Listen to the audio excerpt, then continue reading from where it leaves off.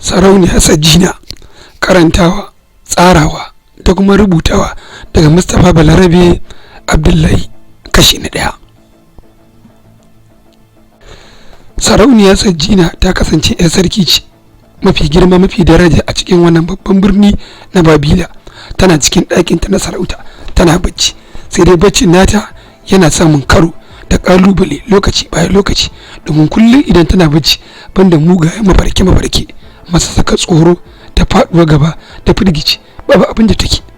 Kamar kullum a yau ma tana kwanta a cikin ɗakin nata tana bacci, amma munanan abubuwa suna zuwa mata, marasa daɗin ji marasa daɗin gani. Cikin ƙanƙanin lokaci sarauniya Sajina ta tashi zaune da kan gadon nata, yayin da ta jingina a jikin bayan gadon, tana mamakin dalilin da isa bacci ko da yaushe yake zo mata da irin wannan mugayen mafarki.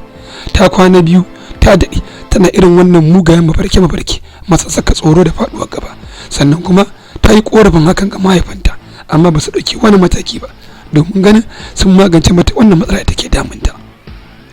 Bayan ta tashi ta kintsa ta saka kayanta, ta ɗauko kambanta na sarauta ta ɗora shi a kanta, yayin da ta zauna ta dubi madubi ta ƙara duba irin kyan da kuma tsarin cikar siffa da surar Allah subhanahu wata'ala ya mata.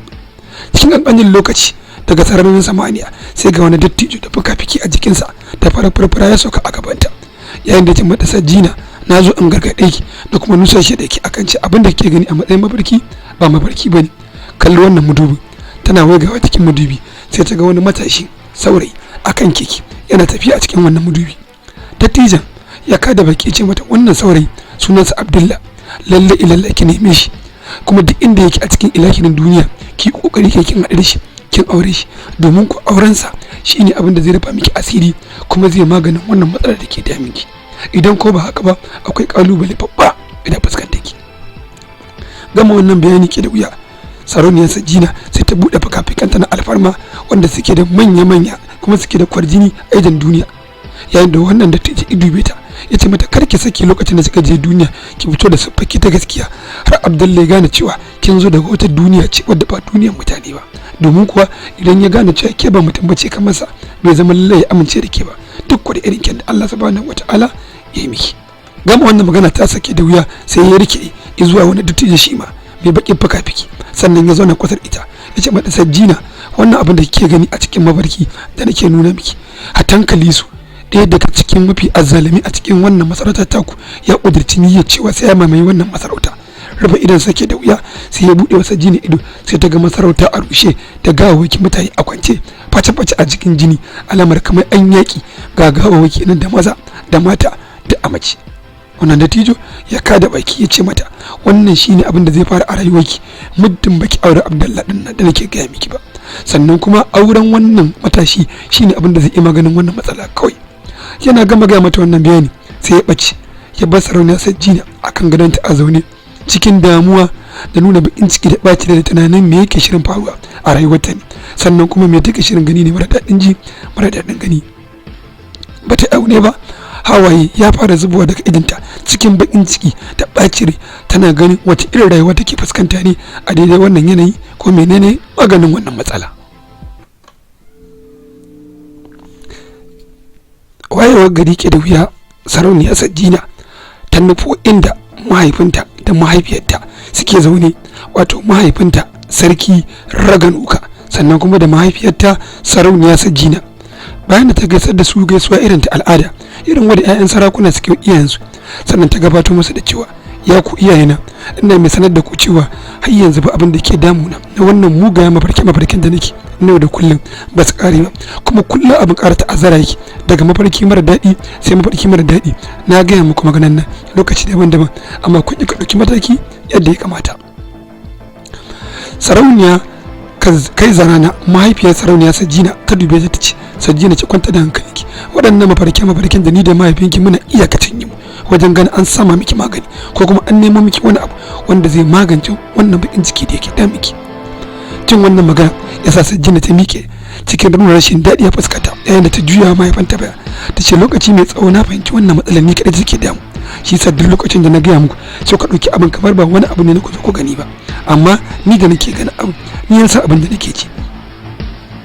Sannan ta ƙara juya inda mahaifinta yake ta gaya masa cewa ya kai babana, ina mai sanar da kai cewa a wayewa garin yau na ga ɗaya daga cikin hadiman gidan nan ya zo mu a iska, sannan ya shaida min cewa idan ba a ɗauki wani mataki akan wani al'amari ba komai zai iya kasancewa a gare ni, kuma ya ce lalle sai na tafiya cikin duniyar mutane na je na samu wani matashi mai suna Abdallah na aura, idan ina so ne maganin wannan mugun mafarki da nake da kuma abin da ke shirin faruwa a kaina da kuma wannan masarauta baki daya.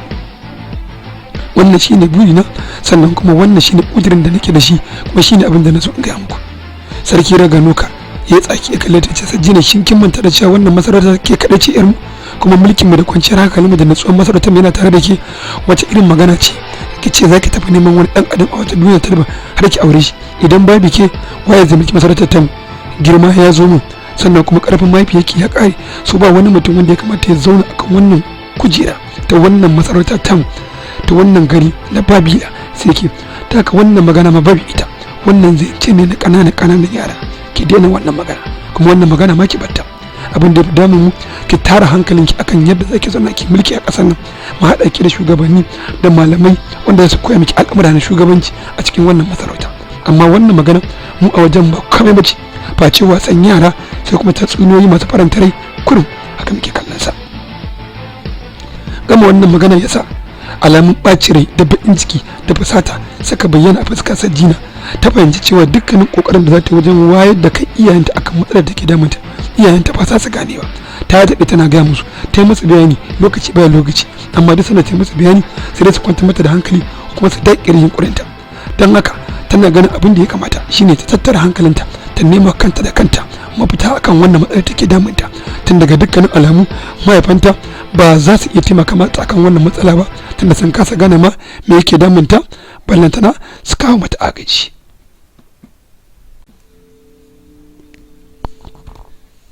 Shekaru kusan 3 da suka wuce, Sarauniya Sajjina ta kasance tana da saurayi wanda take matukar ƙaunarsa, shi ma kuma yake ƙaunarta, wanda yake kiransa da suna Daniyella. Daniyella ɗaya daga cikin 'ya'yan sarakuna ne wanda suke a cikin wannan masarauta ta Babila. Dukkanin masarautar kowa na sanar da irin soyayya da ke tsakanin Sajjina da ita da Daniyella, wanda lokaci bayan lokaci sukan haɗa a gidan gona na alfarma na masarautar Babila yayin da suke soyayya, kuma soyayya take gudana cikin farin ciki da annuri da annashuwa. Daniyella da Sajjina lokaci mai tsawon gaske sun yi alƙawarin aure, kuma sun yi shirya yarjejeniya cewa shi zai kasance mijinta, sannan ita ma za ta kasance matarsa. Duk lokacin da suke bukatar su haɗu suna zuwa wannan gidan gona na alfarma, wanda shi ne mafi gidan gona da ya fi kowanne girma da kasaita a cikin wannan masarauta. Za su zauna su yi soyayya, sannan su yi musayar kalmomin soyayya masu faranta juna tsakanin masoyan guda biyu. Rayuwarsu tana cikin nutsuwa da kwanciyar hankali da farantawa juna. Dukkanin waɗannan masarautu na su ƙarƙashin masarautar Babila, kowane sarki da kuma kowane ɗan sarki yana ƙoƙarin ganin ya farauci zuciyar Sarauniya Sajjina, sai dai amma ba wanda ta amince da soyayyarsa irin Daniyella. A wani lokacin idan Daniyella suna tare da Sarauniya Sajjina yakan saɗi waka ya rera mata, ita kuma ta tashi tana rawa, su riƙe hannun juna su dinga rawa a cikin wannan gona wacce take nuna alamar tasirin soyayyarsu da kuma ƙaunar juna da suke. Sukan ɗauki lokaci mai tsawo suna rawa ba tare da tunanin kamar ko akwai wani abu da zai yanke musu daɗin wannan soyayya ba.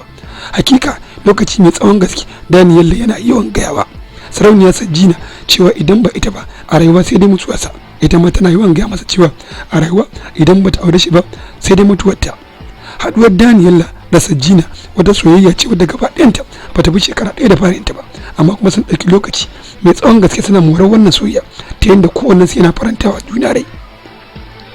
Sannan kuma duk lokacin da suka haɗu sai su ji tamkar kansu rabu, sukan yi musayar kalmomi na soyayya, sukan yi rawa iri-iri a cikin wannan zama nasu, kuma daga cikinsu kowanne ba wanda ke tunanin cewa zai iya rabuwa da ɗan uwansa, domin duk lokacin da suka yi yunkurin rabuwa kowannensu sai ya bayyana da ɓacin rai da fasata da rashin jin daɗi a ransa, kasancewa cewa idan yana tare da ɗan uwansa ji yake kamar ba zai mutu ba a rayuwarsa. A irin wannan ranar wani lokaci suna gidan gona sai suka ga sararin samaniya ta haɗe ta yi jajawur, sai tsawa, sai rugugi, sai wata kururuwa suke ji da iyo. Lokaci guda suka fara hanzari domin barin wannan gidan gona domin tunanin menene ka iya zuwa ya zo. A wannan yanayi da suke ciki, Sarauniya Sajjina take tambayar Daniyella ko me ke faruwa. Daniyella ya gaya mata cewa duk lokacin da suka irin wannan yanayi yana faruwa to ina tunanin cewa Katankilisi shine ya fito, sannan kuma fitowarsa duk da aka wani ta'addanci zai ko kuma wata barna zai a bayan ƙasa da ka lalle ilalla ya kamata na koma gida domin ganin me yake shirin faruwa. Sajina ta kalle ce to ka tsaya mu tafi tare mana, ya ce a'a ba zan tafi da ke ba. Ta ki a wajen ibarta yayin da ya buɗe manya fuka-fukansa suka zazzaro kamar yadda yake domin ta kan zai ba shi dama ya tashi ya keta cikin sararin samaniya domin ya samu daman saurin barin wannan waje ya ƙara sa zuwa gida. Katankali su wanda ake magana wani a gare shi kuma shine mafi zalunci sannan kuma abin tsoro a cikin wannan masarauta ta Babila. Dukkanin 'ya'yan sarakuna da kusukan sarakuna da fadawa da jami'an tsaro na wannan masarauta suna jin tsoron sharrinsa da kaidinsa domin ba shi da tausayi sannan ko ba su da imani ko maskala zarratin.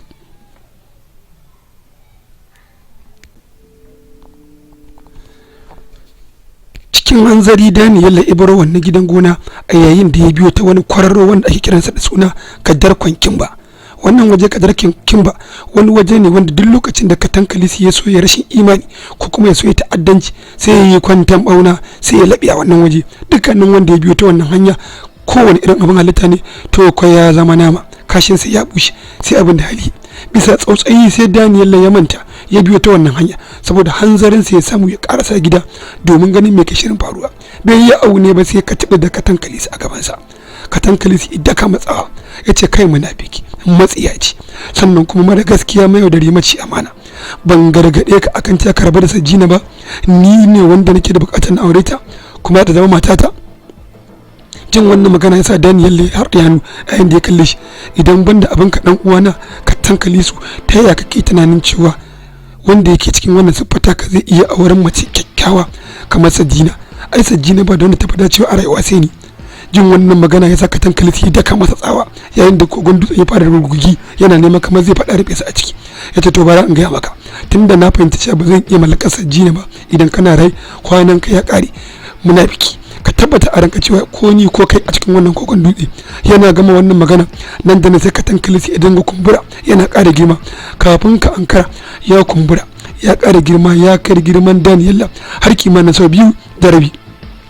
Nan da tsoro ya bayyana da faɗuwar gaba da kuma firgita a fuskar Daniel. Take ya zare wuka ya rike ta yayin da ya ce masa ka tabbata a ranka Katankali su ba zan baka ka zalunce ni a wannan waje ba ko da kai dan uwana ne sai dai mu yi karan batta da ni da kai ko ni ko kai idan ka cin mu shikenan kwanan ne kare in kuma na samu nasara akan ka sai dai in kashe ka. Faɗin wannan magana ke da wuya Katankali su idube shi to bara in ga maka a cikin kogon dutsen nan ɗayan biyu ne zai fita ko da kai ka fita ko ni in fita amma na rantse maka da abin da nake bauta sai na kashe kai a cikin wannan kogon dutse saboda dama na ga maka in dai muka haɗu ko ni ko kai. Take a wajen gumurzu ya barki tsakanin Katankali su da shi da Daniel.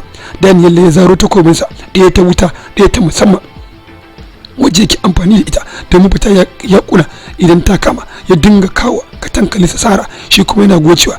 Lokaci guda Katankali su ya fito da wuta daga hannunsa yayin da hannunsa ya zama wuta gaba ɗayansa in an sara masa takobin sai da tartsatsin wuta ya tashi. Takobin ba ta ratsa shi kuma sannan ba ta shiga jikinsa amma hakan bai saka Daniel ya kare ba. Haka ya ci gaba da kai masa suka da duka shi ma kuma yana kai masa yago da farmaki da sura yana gocewa.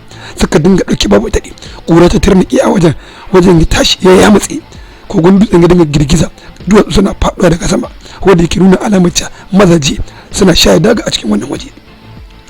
Haka suka dinga ɗauki babu daɗi ya kai masa suka ya goce shi ma kai masa yago ya goce. Haka aka dinga abin bakin gani ko kokari yake samu wata dama guda ɗaya wanda zai illata abokin farmakinsa. Duk lokacin da ɗaya ya kai wa ɗaya sura idan ya goce shi ma sai kai masa farmaki cikin kankanin lokaci Katankali sai dabara ya kwace takobin wuta da ke hannun Daniel yayin da shi ma ci gaba da kai masa sara da ita yana gocewa.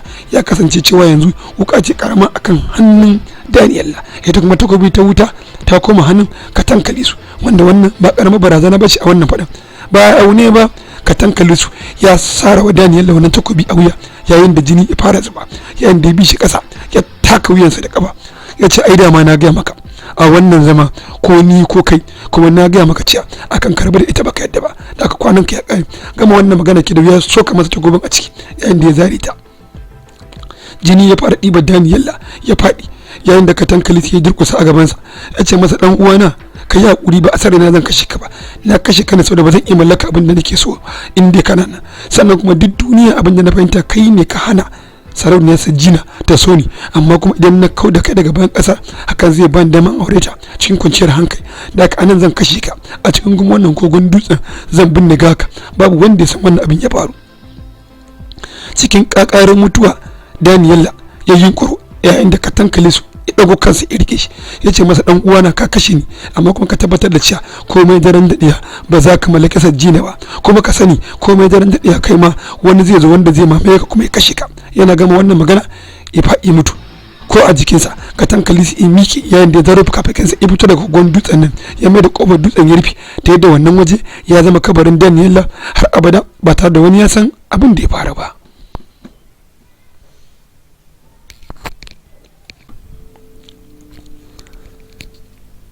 A hankali cikin buɗewar ido sarauniyar Sajina ta fara buɗe idonta a hankali daga nan nauyin baccin da ke ɗauke ta, wanda kamar kullum wannan mafarkin abin da ya faru shekara 2 tsakaninta da saurayinta Daniela, da kuma yadda Katankalisu ya yi amfani da ƙarfi wajen kashe shi, da kuma yadda ya binne shi a cikin kogon dutse, sannan kuma ya ɓoye gawarsa. Yana ɗaya daga cikin irin munanan mafarkin da sarauniyar Sajina take fama da su. Kusan duk lokacin da ta kwanta bacci, in ba ta yi mafarki makamacin haka ba, to kwa tabbas sai dai ta yi wanda ya fi wannan muni. Bayan ta farka daga wannan bacci, daga wannan mafarki, ta zauna ta shiru a bakin gadonta, sannan ta kwafa ta ce yau shekara 2 kenan da kashe masoyina Daniela, wanda Katankalisu dan uwansa yi, amma duk duniya babu wanda ya san wannan labari in ba ni ba, kasancewar ni kadai ce nake ganin wannan abin a cikin mafarki babu dare babu rana. Sannan kuma ne wa iyayena bayani akan abin da ya faru da abin da ke shirin faruwa, shi ma ba su gamsu da ni ba, kamar ma suna ganin ko na samu zautuwa ne ko wani abu makamacin haka. To yanzu menene abin yi akan wannan abin da ya faru ko kuma ke shirin faruwa? Gama wannan tunani ke da wuya, ta tashi ta wanka, ta canza kaya, ta shiga ta musamman irin ta ƴaƴan sarakuna, yayin da ta fito kai tsaye daga cikin farfajiyar wannan masarauta, ta nufo ɗakin iyayenta inda sarki Raganuka da kuma sarauniya Kaizarana suke zaune da safiya domin karya. Lokacin da ta zo giftawa ta wajen babbar jakadiya inda take zaune, ta gaishe ta kuma sannan ta mata jinjina irin ta ƴaƴan sarakuna, amma bata iya waiga ta kalli wannan babbar jakadiyar mahaifiyarsa ba, kasancewar ranta a ɓace yake kuma bakin ciki da zulumi da damuwa suna tare da ita. Kai tsaye ta wuce domin ta iski mahaifinta da mahaifiyarta. Lokacin da sarauniya Sajina ta biyo daga cikin kwararo wanda ke ɗaya daga cikin hanyoyi ne wanda za su ɗauke ta kai tsaye su danganta ta da fadar inda mahaifinta suke zaune, tana tafiya tana shawarwarin me ya kamata da cewa iyayenta in ta same su, sannan kuma wuce magana kamar da tattauna, kuma a yau za su gama wannan magana. Bayyana ta a wannan waje ya jawo Kaizarana, bayyana ta a wannan waje ta dubi mahaifiyarta sarauniya Kaizarana da kuma mahaifinta sarki Raganuka, a yayin da ta ce musu ya ku iyayena, ina mai tabbatar muku da cewa a daidai wannan gaba da muke ciki ni lissafi na ya kare kuma tunanina ya kure, kuma ina tabbatar muku da cewa idan ba ku taimaka min wajen samun mafita a cikin halin da nake ciki ba, tabbas zan yi iyakacin kokari na wajen ganin na samu wa kaina mafita daga wannan hali da nake ciki, saboda tunanina ya kare, basira ta kulle, kuma ina cikin wani yanayi. Ka duba ka ga yadda dinnan rami na zama abin tausayi, kuma ina ƙara ga muku cewa wannan al'amari ba al'amarin wasa bane. Sarki Raganuka ya zauna da ita a kusa da shi, yayin da ya dube ta. Sajina mai yake jin tsoro, ta ce masa ya kai baba, ina gaya maka cewa na sha mafarki cewa Katankalisu ya kafar miki wannan masarautar, ya kashe ka, ya kashe mahaifiyata, sannan kuma ya kashe ilahirin mutanen wannan masarautar. Yaushe za ka gane abin da nake nufi ne baba? Sarki Raganuka ya kalle ta, ya ke Sajina, ina mai tabbatar miki da cewa Katankalisu ba zai iya mamayar wannan masarauta ba, domin ko idan bai kasance mu iyayen gidansa bane, to ko tabbas ba zai kasance cewa shi abokin gaban mu bane, kuma ba na tunanin zai iya haka. Gama wannan magana ya sa hawa ya fara kwaranyewa daga idan sarauniya Sajina. Wai menene yake damun mahaifanta ne? Menene dalilin da yasa mahaifanta sai kasa gane abin da take faɗa? Sannan da yaushe mahaifanta za su gane irin barazanar da rayuwar ta take ciki? A irin wannan ne gashi an kashe mata masoyi, amma abin ya zama labari. Sarki Raganuka ya kalle ta, in dan dai tsoron cewa zai zo gidan nan ya cutar da mu ko ya cutar da ki, zan ba da umarnin a ƙara dakarun tsaro a bakin gidan nan, sannan a linka yawan jami'an tsaron da suke gadin gidan nan ta gaba da kuma ta baya. Manya-manyan gidan nan guda 2, kofofi da kofar da take gaba da kofar da take baya, ko ina zan sa a saka manya-manyan dakaru na yaƙi, akalla ko ina a saka mutum 7 ko 10. Na tabbata arina ba shi da ta inda ya shigo wannan gidan, balantana ya zama barazana a gare ki ko kuma a gare mu. Kuma ki kwantar da hankalinki, babu abin da zai faru, ya ke yata.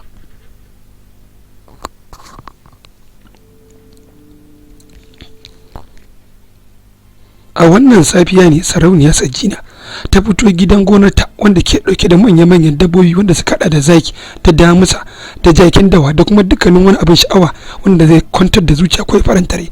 Ta dawo gidan gonar ta zauna ne ko ta dan ji dama ta ji sa'ida da irin bacin da ke damunta na yanayin da rayuwarta ta cakuɗe farin cikin ta yanki domin a yanzu babu abin da ke damunta illa ya zata ta samu kanta da kanta mafita daga cikin wannan hali da take ciki. Ba ta iya aune ba sai ga wani abin halitta ya bullo a gabanta fari wanda yanayin jikin sai na cewa kamar alama daga wata duniya take. Ya ke wannan ya sarki sunana na mishaza sannan kuma daga wata duniya da musamman nake kuma na zo na baki sako na musamman. Ta matso gare shi, me kake nufi? Yayin da ta riƙe hannunsa ya ce na zo in gaya miki duniyar mu tana daga cikin duniyoyin da suke karkashin ikon mahaifinki kuma muna gaya miki cewa muna da masaniya akan irin yadda rayuwa ke cikin tashin hankali da barazana, amma lallai in kina neman fita ki yi tafiya a cikin zuwa duniyar yan adam ki je ki nemi wannan mutum da ake magana Abdallah domin shi kadai ne aurensa zai iya hana wannan azzalimi ka tankale su ya farmaki wannan masarautar taku. Ta shiru kamar ya dube ta ya ce ki sani da cewa katankali sa a shirye yake domin gani ya kashe dukkanin wani mutum wanda zai iya hana shi mallake ki saboda labari ya same mu yana hada dakaru a cikin masarautar su da wannan dama zai amfani zai kashe kowa da kowa. Sannan kuma ina tabbatar miki cewa katankali su zai kashe mahaifinki sannan kuma zai kashe mahaifiyarki domin mu muna da ilimin abin da zai faru a gaba. Malaman mu sun nuna mana mun gani cewa a gaba muddin ba a yi wannan aure ba katankali su zai kashe babanki da babanki da kuma dukkanin ilahirin mutane da ke dangi ku kai ba ma iya su ba har ta kananan yara da mata da kashe su. Mutumin da ba zai iya kashe ba guda ɗaya a rayuwa shine ki. Ta haka tunda ba zai iya kashe ki yana so aure ki lalle ne ki maganin sa. Me ya abin ta tambaye shi? Mishaza ya kalle ta ya ce bara ci gani rufe idan ki bude. Tana bude sai ta ganta akan sararin duniyoyi ga duniyoyi suna zagaya ta sama da ƙasa gaba da tana kan iska. Ya ce a cikin waɗannan duniyoyi akwai duniya guda ɗaya wadda a cikin ɗan adam suke rayuwa. Lallai ki yi tafiya zuwa wannan duniya ki nemi wannan Abdallah da ake magana shi kaɗai yake da sirrin a jikinsa zai ki iya maganin katankalisa daga cikin wannan abu da ke ne. Ina duniya take? Ya ce bara ci gani sai ƙara ci rufe idanki. Ta rufe tana ƙara buɗewa sai ganin ta a cikin duniya ɗan adam akan gajimare tana zaune tana yawo a cikin sararin samaniya. Ya ce ki dinga zagawa a cikin wannan duniya har za ki gan shi. Yan adam da suke cikin wannan duniya babu wanda zai iya ganin ki. Yanzu haka kin shigo cikin duniyar mutane da haka daga inda kike zaune kin shigo wani yanki na ƙasar da ake kiranta da suna Najeriya sannan kuma a cikin ta ne wannan ɗan adam yake. Ki dinga duba har sai kin ga inda yake. Ba ta rabata lokaci ba sarauniyar Sajina ta dinga yawo da fakafikanta a cikin sararin samaniya har ta shigo da cikin wani ƙauye a cikin yankin ƙasar Hausa yayin da ta ga wani saurayi Abdallah akan babur da hular kwano ya wuce. Ta ga yana tafiya ga dukkanin alamu ba ganin ta yana tafiya a babur yana hanzarin zuwa wani waje ta dinga bin sa a sararin samaniya yana gudu a babur daga cikin wannan ƙauye shiga cikin wannan ƙauye yayin da take bin sa a sararin samaniya ga dukkanin alamu yanayin yadda ke tafiya baya ganin ta tana bin sa a cikin sararin samaniya tana so ta ga ina zai je. Yanayin da yake nuna da shi hakikanin yana hanzari zuwa wani waje mai amfani ko kuma zuwa wajen kai wani sako. Sai dai ga dukkanin alamu Abdallah bai san da cewa sarauniyar Sajina tana bin sa saboda idan sa ba ya ganin ta. Haka ta dinga binsa daga kwararo zuwa kwararo har ya shigo dan wani ƙauye wanda ga dukkanin alamu cewa shi mazaunin wannan ƙauye ne kuma a cikin wannan ƙauye yake zaune. Sarauniya Sajina ba ta aune ba tana binsa a baya har lokacin da ya bace mata bat sannan kuma ta dawo cikin hayyacinta. Mishaza ya kalle ta ya ciki duk wannan garu tana duba ta daga hotonta da kambun sarauta a kanta hannunta a rike da Abdallah. Ya ce aurenki da wannan Abdallah shine wanda zai ceci duniyarki da duniyar yan adam har ma duniyar mu ta waɗannan rauhanai da nazo na same ki daga cikinta. Wannan sako nazo na gaya miki na cewa wannan aure naku ya zama wajibi kuma iyayenki ba za su yi da su baki haɗin kai ba. Daga yadda za ki nema kanki mafita daga sharrin wannan azzalimi ka tankali su idan ko ba haka ba lokaci ya kusa ƙure miki sannan kuma dama ta kusa ta ƙure miki idan kuma kika da dama ta ƙure miki shikenan wannan mummunan al'amari ya kasance a gare ki. Tafiyar wannan rawani ke da wuya sai sarauniya Sajina ta fahimci da cewa ai zama bai kamata ba da ka ba wanda ya kamata ta nema irin sarki na gajurika wanda shi ne babban boka a cikin wannan masarauta ta Babila, wanda birninsa yana cikin karkashin ruwa. Ta ki a lokacin ta fita ta kofar bayan gida daga masarauta, yayin da ta kunna nutso ta danna har cikin kasar ruwa ta nufi wannan masarauta ta wannan boka, kuma wanda yake shine ɗaya daga cikin malamai da yake koya mata dukkanin wani sirri na al'amuran na shugabanci, wato na Gajurka. Masarauta ce take karkashin ruwa, ta kirke da kujeru na kasaita da alfarma da kuma wajaje da ake zuwa na musamman domin ɗauka ilimi a wajen wannan boka, wato na Gajurka. Tun kafin zuwanta dukkanin adamai da ke masarauta suka yi wa wannan boka na Gajurka bishara cewa ga babban ya sarki kai zarana na tato wannan masarauta, da aka yi sa aka gyara waje, aka share shi, sannan kuma aka kwalkwale shi, aka bada umarnin a yi layi domin tarar ya sarki Sajina. Boka na Gajurka yana kan kujerarsa ta sarauta, shi ma da kambansa, sannan yana jiran karasowar ya sarki Sajina domin ya ji me yake tafa da ita, saboda kasancewa ya san inda ya ganta to ko akwai matsala. Da aka an ba wannan masarauta kulawa ta musamman, an tsara dakarun tsaro, sannan kuma an gabatar da dukkanin wani abu mai muhimmanci wanda zai kawata wannan masarauta, ta yanda ko da mutum ne ya kawo ziyara ko kuma ya zo neman wani abu na ilimi ba zai kunyata ba a wannan masarauta. Boka na Gajurka ya kasance shi ne babban boka da wannan masarauta ta Babila ta ware, wanda ke biya 'ya'yan sarakuna karatu da ilimi na shugabanci da dabaru da tsibbace da dukkanin wasu abubuwa da ke da alaka da haka. Don haka ba a zuwa wajensa, ba a kawo masa ziyara sai ta ɓaci ko kuma sai da wani al'amari babba na musamman san ake zuwa wajensa. Kamar yin wannan rana wadda sarauniyar Sajina ta kawo wasu mami wannan wajensa, hakan yana nuna cewa akwai bukata ta musamman su zauna su tattauna domin nemo mafita ko kuma nemo bakin zaren wata matsala wacce ta gagara ko kuma ta buwaye ta ko kuma ta gagara samu bakin zarenta. Don haka ba wanda take samu a irin wannan yanayi in an samu irin wannan matsala sai shi. Bayan zuwanta ga boka na Gajurka, ta yi gaisuwa, sannan kuma ta zauna inda yake, sannan kuma ta yi masa bayanin matsalar da yake tare da su gaba daya. Boka na Gajurka ya dube ta ce hakika Sajina, ina da masani akan dukkanin irin matsalolinki, kuma na ji kuma na sani. Ta durkusa a gare shi, yadda ta kwanta a jikinsa, ta ce ya kai wannan boka na Gajurka, ba da wani wanda zai iya taimaka mu kuma wanda zai bani mafita akan wannan al'amari. Ina so ka bani shawara menene abin yi da yanda rayuwata take ciki. Ya dube ta, ya ke Sajina, tabbas abinda wannan rauhani na misha zai gaya miki gaskiya ne. Masarautar tana cikin hatsari, iyayenki suna cikin hatsari, mu kuma muna cikin hatsari. Wannan azalimin Katankalisu mugun mutum ne wanda ba wanda isa yi maganin sa. Daka in zai yi tafiya cikin duniyar mutane shine abin da ya kamace ki. Sannan ga gudunmuwa ya dauko wani mashi na zinare ya mika mata, akan ta ki rike wannan mashi, ki yi amfani da shi domin zai baki gudunmuwa ta musamman. Ya ce ki kalli wannan mudubi, tana kalla ta ƙara ganin dai hoton dai wannan matashi Abdallah wanda ake ta magana akan babur. Ya ce mata wannan matashi yana da wani sirri a jikinsa wanda ni ma ilimi na ya bani cewa da shi ne za a yi amfani a mamaye wannan azzalimi Katankalisu, kuma ki sani da cewa za ki dinga yawan ganin a cikin tunaninki a cikin abubuwa da dama a rayuwa. Shi kadai ne yake da wani sirri a jikinsa wanda idan kin aure shi ne za a iya amfani da wannan sirri wajen karya wannan azzalumin Katankalisu. Ta ƙara duban dubi a yanda ta ƙara ganin Abdallah ne gashi dai yana yawo a cikin waje daban-daban akan babur, kamar yadda ta ganshi a lokacin da wancan rauhani na sha zai buɗe mata ido. Ya ce mata amma ki sani tafiya cikin duniyar mutane akwai hatsari kuma akwai kalubale, amma kuma ina mai gaya miki cewa ita kanta wannan masarauta tamu ta Babila tana buƙatar ki, domin ke kaɗai ce a sarki kuma ke kaɗai ce wadda ke gadon wannan kujera ta mahaifinku. Idan kin tafi kin bar wannan masarauta akwai hatsari. Haka zalika kuma cewa idan baki tafi ba rayuwarki da rayuwar iyayenki su ma suna cikin hatsari. Sai ki duba da kyau ki ga wani tsari ne fa alheri a wajenki. Amma dai ni a shawarci zan raba miki asiri ba kuma zan tuna miki asiri ba, ko babu wanda zan bari ya san da cewa kin fita daga cikin wannan masarauta. Amma ka san da cewa haduwar waɗannan masarautu guda biyu da kwanciyar hankalin su yana da alaka da auren wannan Abdullahi zaki. Da ka shawara ta rage naki, na baki taimako kuma ni miki iyakacin ina wajen ganin taimaka miki a cikin wannan tafiya ta ki.